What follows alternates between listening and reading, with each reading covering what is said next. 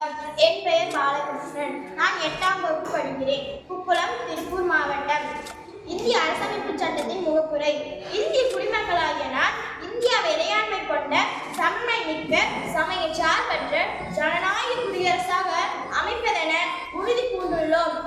இதன் மூலம் அனைத்து குடிமக்களையும் பாதுகாப்பதுடன் சமூக, பொருளாதார, அரசியலில் அனைவருக்கும் நீதி, எண்ணியதை எடுத்துச் சொல்ல நம்பிக்கை வைக்க, உண்மையை சொல்ல, வழிபாடு செய்ய சுதந்திரம், தகும் நிலையிலும் வாய்ப்பிலும் அனைவருக்கும் சமத்துவம் அளித்து உயர்வுறச் செய்தல், தனி மனிதர்களின் மாண்பு, நாட்டின் ஒற்றுமை, ஒருமைப்பாடு ஆகியவற்றை உறுதிப்படுத்தும் சகோதரத்துவத்தோடு வாழ்வது என்று உறுதி பூண்டுள்ளோம்.